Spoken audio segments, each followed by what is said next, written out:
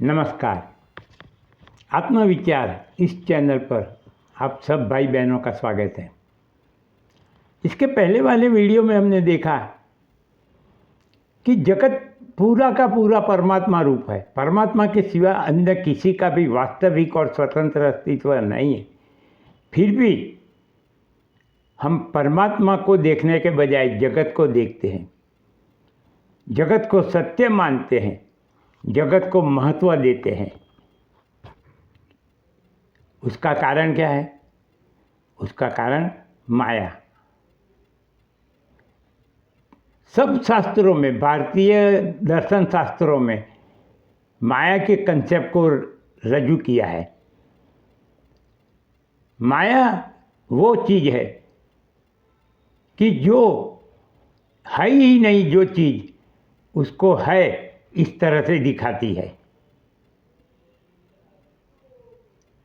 तो जगत परमात्मा रूप है। भगवान ने, श्री कृष्ण ने भगवद गीता में कहा है, वासुदेव सर्वमिति। ये सब पूरा परमात्मा रूप है।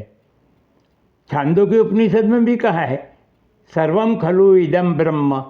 ये सब कुछ इंडीड ब्रह्म रूप ही है। फिर भी हम उसे अलग अलग रूपों से देखते हैं। उसका कारण है माया। माया को पार करके जो आगे चला जाता है वही आत्मज्ञानी है। तो उसकी वजह है माया। अब माया कैसे होती है वो हम देखेंगे कि कार्य कारण भाव में कारण ही सत्य होता है, कार्य मिथ्या होता है।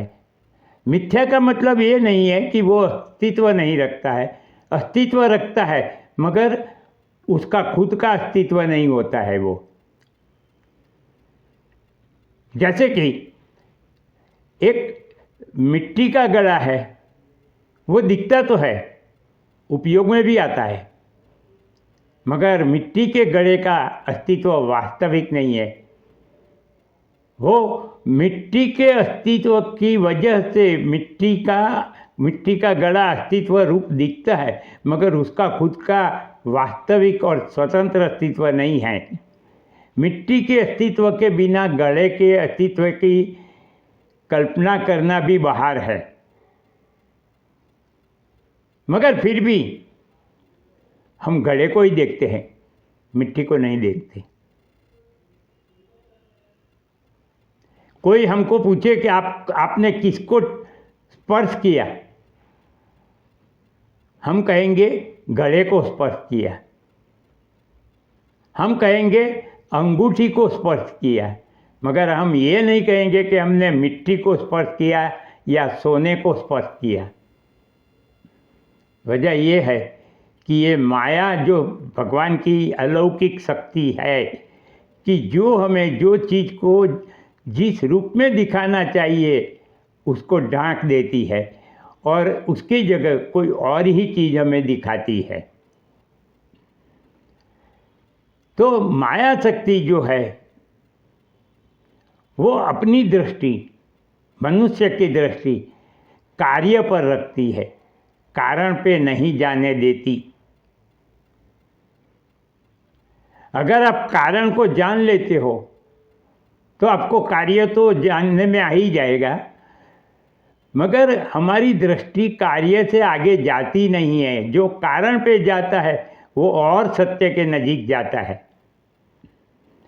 हम देखते तो दोनों एक साथ है। हम कार्य को भी देखते हैं, हम कारण को भी देखते हैं, दोनों को एक साथ देखते हैं। ऐसा नहीं है कि हमने जब मिट्टी का घड़ा देखा और मिट्टी नहीं देखी। हमने मिट्टी भी देखी, घड़ा भी देखा, मगर फिर भी हम उसको घड़ा ही कहेंगे और हमारी दृष्टि घड़े पे ही रहती है।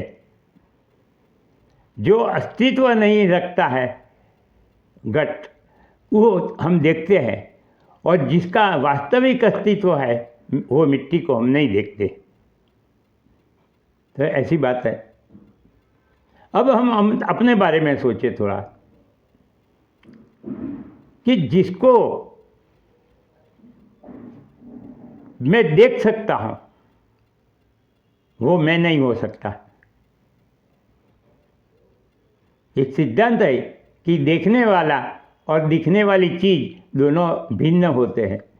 मैं अपने हाथ को देखता हूँ तो मैं हाथ नहीं हूँ। मैं बोलता हूँ कि मेरा शरीर दुखता है तो मैं शरीर नहीं हूँ। मैं बोलता हूँ मेरी आंखों में आंसू आ गए, मैं आंखों भी नहीं हूँ, इंद्रिय भी नहीं हूँ। मैं बोलता हूँ मेरा मन भर गया तो मैं मन भी नहीं हूँ, मन को भी मैं देखता हूँ। मेरी बुद्धि चली गई, मैं बुद्धि भी नहीं हूँ, क्योंकि जिसको मैं मेरा कहता हूँ वो भी मैं नहीं हूँ। मेरा घर बोलूँ तो मैं घर नहीं हूँ, मेरी कार बोलूँ तो मैं कार नहीं हूँ।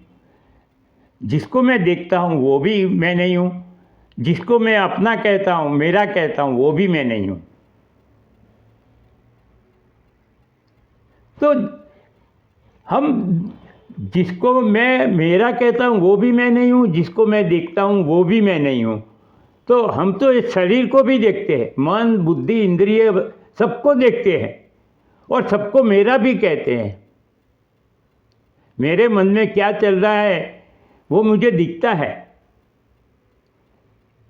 और मैं फिर भी मेरी, जैसे मैंने आपसे अभी कहा कि हमारी दृष्टि कार्य पे रहती है, कारण पे नहीं। हम जो है पूरे उसमें हमारा जो आत्मा है वो कारण रूप है, क्योंकि उसके बिना ये शरीर नहीं रहेगा।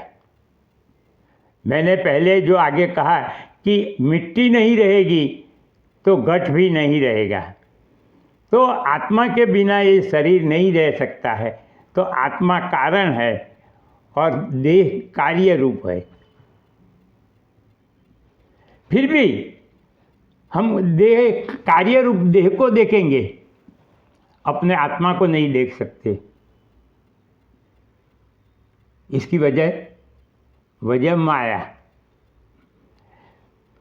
जो हम है वो जानते नहीं, और जो हम नहीं हैं उसको हम मानते कि मैं यही हूँ।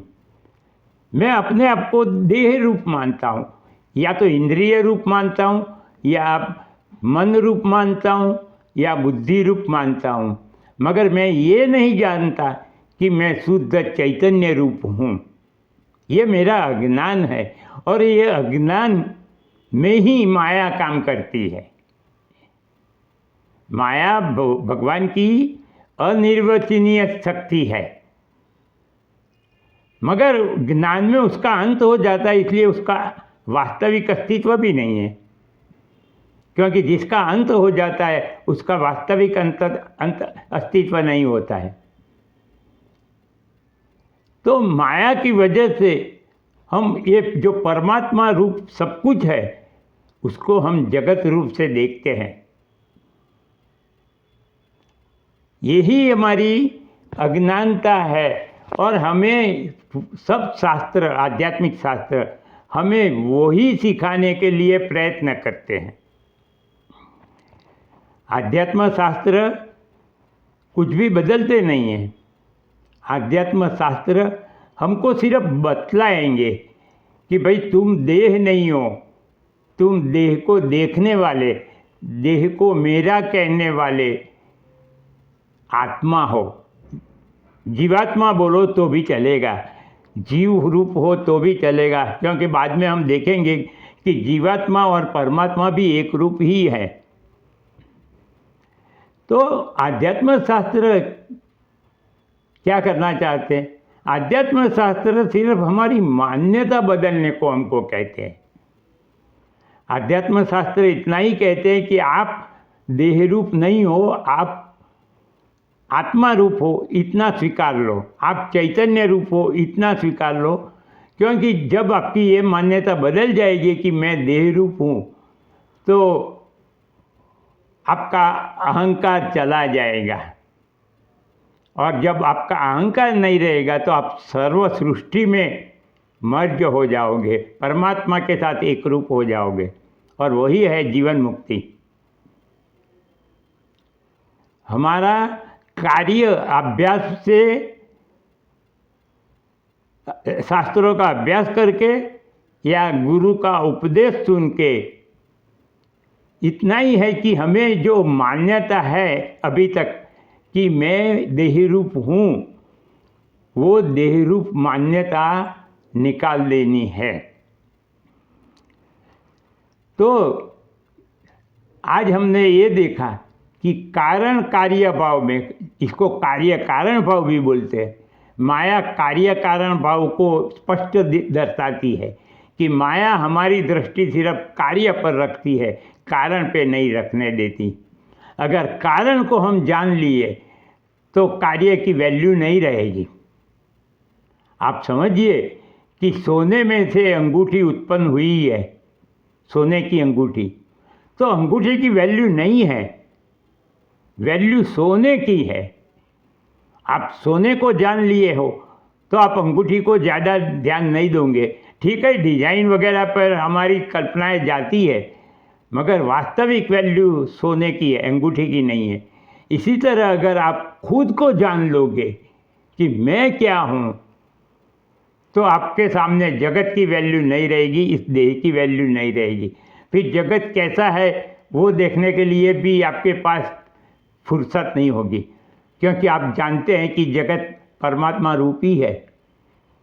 क्योंकि जो कार्य होता है वो कारण रूपी होता है, कारण ही कार्य रूप से दिखता है। जैसे कि मिट्टी ही मिट्टी के घट के रूप में दिखती है, सोना ही सोने की अंगूठी के रूप में दिखता है।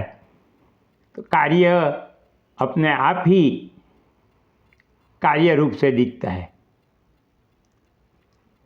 मेरे भाइयों बहनों, जब तक आप माया के कंसेप्ट को नहीं जानेंगे, कार्य कारण भाव के कंसेप्ट को नहीं जानेंगे, सत असत के विवेक को नहीं जानेंगे, आप आध्यात्मिक क्षेत्र में आगे नहीं बढ़ पाएंगे। आपसे मेरी विनती है कि आप भगवत गीता पढ़ना चाहो तो पढ़ो, किसी से भी सुनना चाहो तो सुनो, मगर ये कंसेप्ट क्लियर कर लेना पहले, क्योंकि वो कंसेप्ट जब तक पूरा नहीं होगा आप आगे नहीं बढ़ पाओगे। आपको अगर मेरी ये रीत कहने की पसंद आई हो, बातें करने की, तो आप इस चैनल को सब्सक्राइब करके सुनते रहिए। आपको सब्सक्राइब करने का इसलिए मैं कहता हूँ कि मेरा उत्साह बढ़े, मैं आलसी ना हो जाऊँ।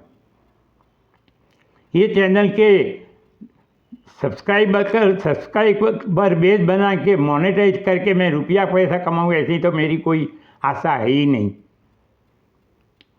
मगर मेरे पास जो ज्ञान है, मैंने जो डीपली सोचा है कि इतने सारे रिलीजियस अपना धर्म अपने देश है, फिर भी अच्छे ज्ञान वाले क्यों नहीं मिलते, ब्रह्मज्ञानी पुरुष क्यों नहीं मिलते? क्योंकि सब आजकल गुरु ही और बाबा भक्ति लोक में हमको ले जाते हैं, मगर मुक्ति तो ज्ञान मार्ग से मिलने वाली है। तो आप इस चैनल को सब्सक्राइब करके सुनिए। आपके जो भी मित्र मंडल स्नेही जन है उनको भी इस चैनल के बारे में कहिए। मैं सिर्फ ज्ञान की बात करूँगा, इवन भगवत गीता में कहूँगा, वो भी वेदांत की दृष्टि से कहूँगा। भले ही उसको लोग को कर्म मार्ग वाले कहे, भक्ति मार्ग वाले कहे, मगर मैं तो कहता हूँ कि भगवत गीता ज्ञान मार्ग के लिए है, और मैं ज्ञान मार्ग की दृष्टि से भगवत गीता आपको कहूँगा। तो जब तक हम अगले वीडियो में मिले, तब तक मेरा नमस्कार।